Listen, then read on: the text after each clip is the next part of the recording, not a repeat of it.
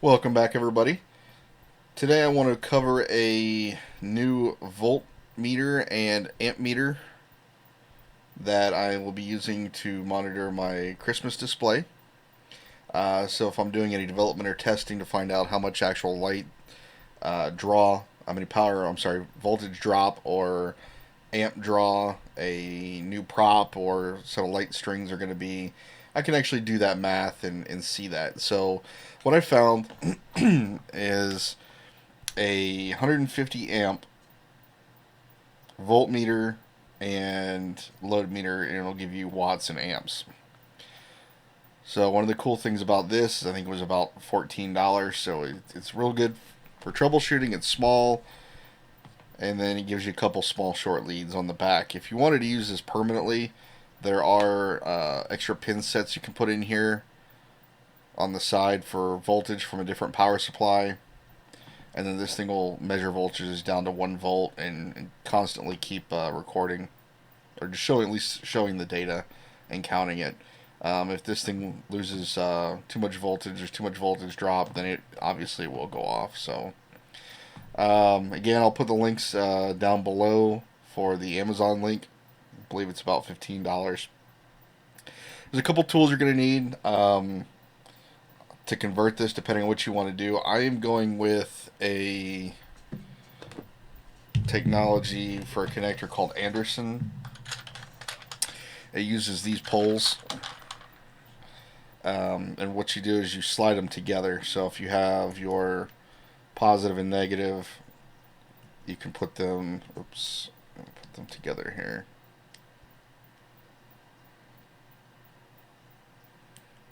There we go. And they just slide together like this. If you wanted to, you could put 2 or 3 in a row. If you have a big a plug, or they also make fuse blocks that use these poles. They're common in like RVs or amateur radio, and things like that. So they make real good connections. This is actually rated up to 35 amps in this connector. Doing this, you're going to need the actual connections that you're going to use to crimp that go inside here. So we're going to need, for this one, we're going to need 4. And then we're going to need 2 red and 2 black power poles. Alright. So we have our power poles, our connectors. You're also going to need a crimper. I recommend buying one online. You can find them on Amazon for 40 bucks. Invest in a decent crimper. I'll put this one on here. It's specifically made for Anderson power poles. It does 15, 30, and 45 amp connectors. So there's different types of connectors, and it does all 3 of those. So it'll do, again, 15, 30, and 45 amp connectors. You're going to need one of these. You're also going to need a basic pair of wire strippers. This is probably a 10, 15-year-old set of Milwaukee. Yeah, these are at least 10 years old. These, it's been through hell and back. But just something to crimp, because you're going to have to find that you're going to have to kind of modify the way you put these together. So let's go ahead and get started. First thing to do is these things come with tinned wires. You want to get rid of that tinned wire, just the end of it. We'll do that on all sides.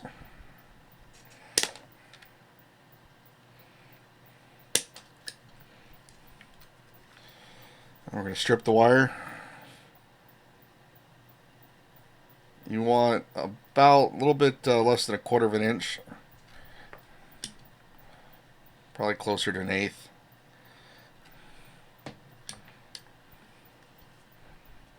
Make sure the wires are the same length.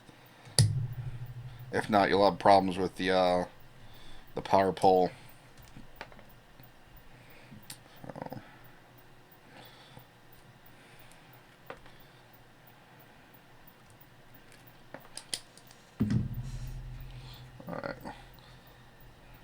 just give these a good twist, keep all the strands together when I'm doing this. That little mess at the end.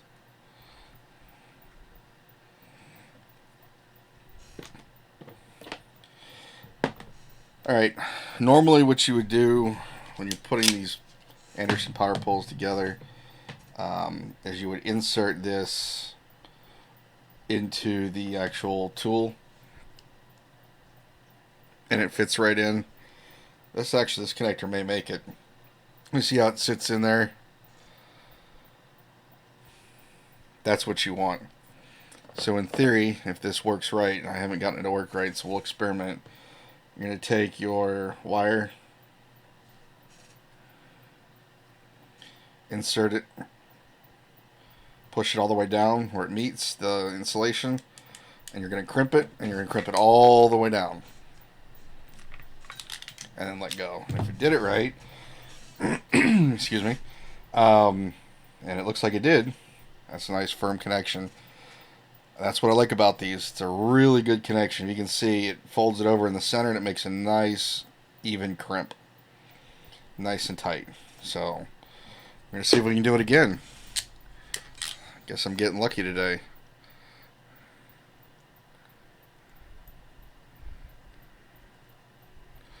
And I just encountered the problem I did before. So one thing I kind of don't like about this type of connector is it's so wide that when you go to insert it into the tool, it doesn't fit in there snug and it rotates sideways. And when you crimp it, so I can get you a better shot on that.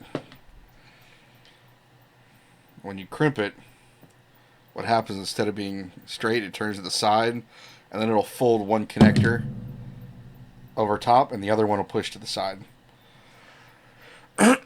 So you definitely don't want that to happen. So let's try to put this in one more time. If not, I'll show you the little workaround. Yep, just did it again. So one of the workarounds that I found is to take your connector and just give it a little pinch, just a little, just close the gap in the distance. Then when you insert the connector in the tool,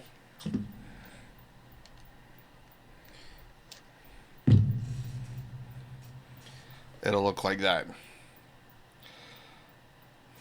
So again, we're going to take our wire, push it in, hold it to the bottom, push all the way to the insulation, crimp down.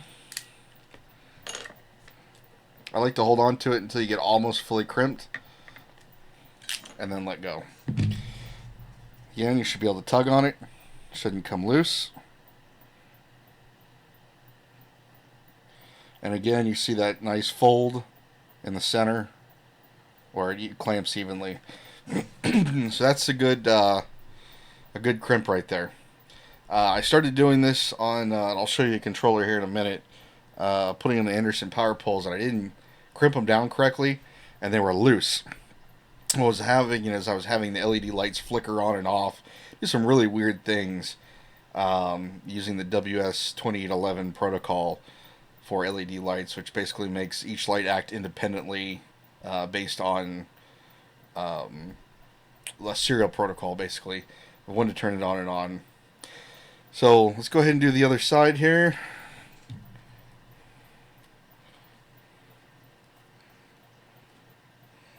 Looks like I got this side a little too short. Let's try to get a little bit more insulation off there. There we go.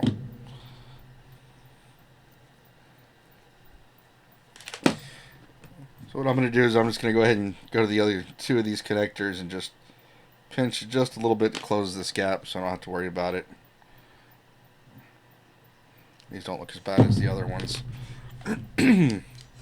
Let's go ahead and take our connector. And if you're looking at the connector, it's got a point that pushes, that looks like it's bent down. You want that to face down. And then when you insert it into the tool, it's facing down and it goes into your 30 amp slot, and that's what you want right there. Alright, let's go ahead and take the negative.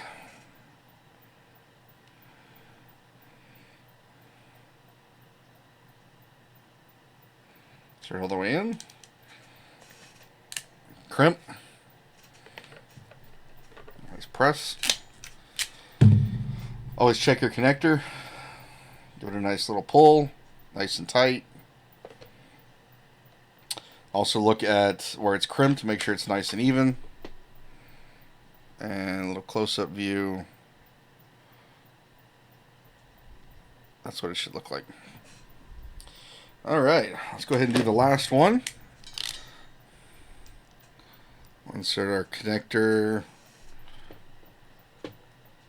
into the tool.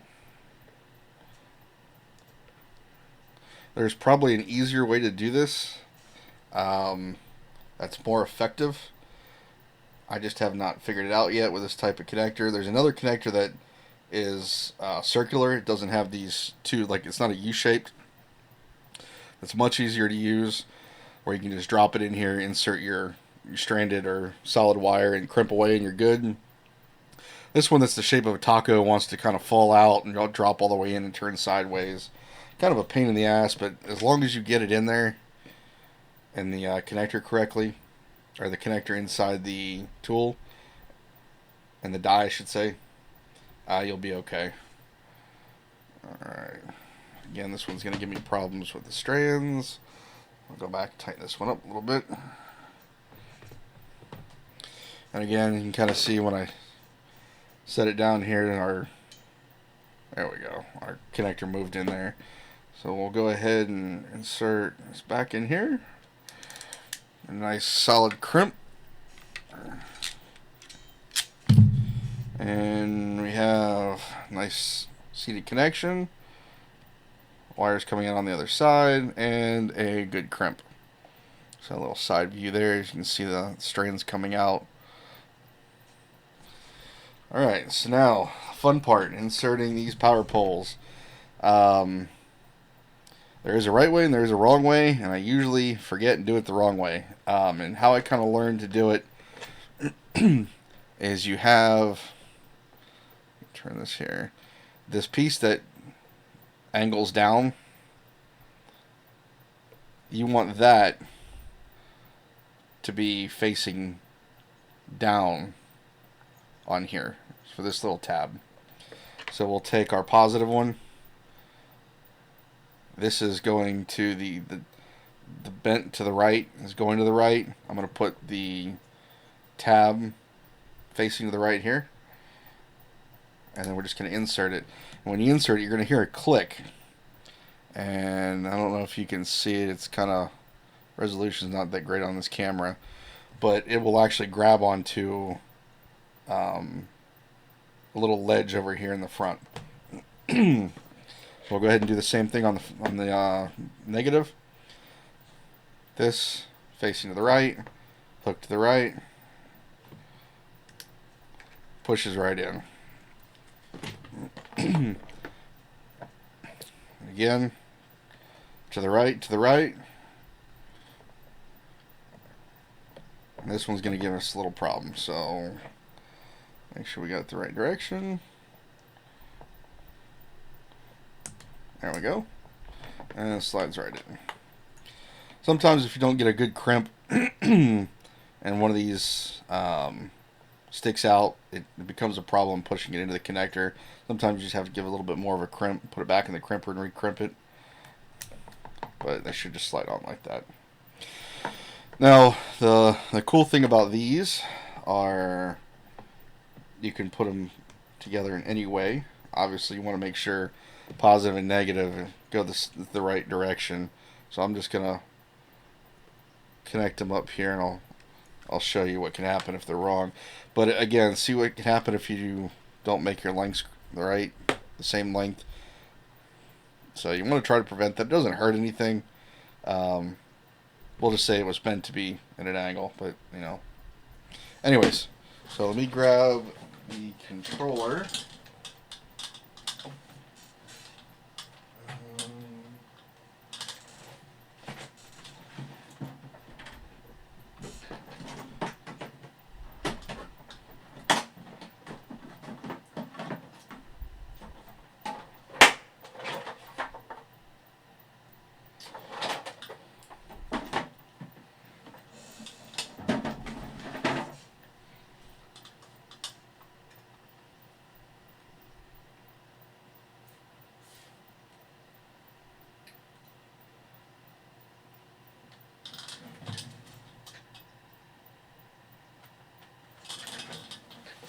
So I lied. I do not have the controller with me right now. It's in another room. But I'll do another video here of some demonstration of testing some of the light strands. But in this scenario, all you're going to do is put this in between the source and whatever device that you want to test. And the lights turn on, it tells you the voltage and the amperage being drawn. So if you want to figure out, does that string of 120 really draw 2 amps on white, you can start verifying the math really works at 20%, 40%, 50%, 100%, and see what the actual draw is going to be. And you can do this at different stages. So if you wanted to do like a prop with 170 lights, and then you have another prop with another 170 lights after it, you could put this in between, and it would actually tell you the voltage coming out of the first prop into the second, and then you could see the voltage, the amperage load from the second prop, and measure if they're the same. You can see one of them, both of them, or one or the other, depending on how you hook this up. So if you start having issues with voltage drop, and you could use this at the end too, so you could put the source at the end of the prop with nothing connected to it, and see voltage. So I'm probably going to make an adapter that goes from this Anderson power pole to a 3-pin X-Connect. I have a couple here. So these are the connectors that are the 3-pole they use in a lot of the Christmas shows. This is just X-Connect. There's 3 different versions of it. I've always used these. I first started doing this working with LOR, and then I found Holiday Coro, and this is what they sold. So I've just used this all the way from the get-go. Never had a problem with them. They've always been pretty watertight. So good connectors here. Don't use Cat 5 unless it's going to be a one-time emergency use. So again, I'll be putting some Anderson power poles on here using the 15 amp connectors, and that way I'll have a male and a female. That way I can get the input or the output based on what I need for testing. So that is that. Again, just to recap, the things that you are going to need that we kind of went over: your connectors, and you know what, here I have it. Let me show you. So these are the 15 amp. You can see these are round. I'll put it in my hand. And then these are the 35 amps. And you kind of see like they're that taco U shape. So these are the ones that are easier to use in the connector versus trying to get that in the tool and then stay in that die. So those are the 2 connectors you're going to need, one or the other depending on your wire size. You can find the wire size for each one online. These power poles, actual end connectors, are universal for 15, 35, and 45. They're all the same. Once you get above that, you can get into the larger 50 amp, 100 amp, and 150 amp. So good thing to have. They are a little bit pricey, but once you get everything on these connectors, you're really going to love it. Also, if you wanted to, they sell these boots, these waterproofing boots. Not really waterproofing, but water resistant, to minimize the connection. So if you wanted to, we could have put this on the other end, and it would have covered it up. So the idea is you have them on both sides, and then you have a good water resistant connection. Obviously, you can't put it underwater, but they'll keep the rain out. Alright. And then you're going to need one of these, and I'll post the link down here below. This is just kind of, I think it's an off-brand 150 amp. You can get them lower than that and get them 50 amps. What's funny is I bought this one at 50 amp, and it says it's 150, so I'll have to go back and look at that. So far, it seems to be pretty accurate. So this is kind of cool. And you're going to need the connector, the tool, which is actually going to be a ratcheting die for Anderson power pole connectors. Crimp 15 amp, 30 amp, and 45. Again, works for all 3, and I'll put the link below. for those. I think this was like $35. And just a pair of generic plier or strippers. These are, I think, Milwaukee again. These are extremely old and extremely dull. So, but even these will work for you. Just whatever you have laying around. All right, guys. Thank you for watching. And if you have any questions, put them in the link below. Thanks.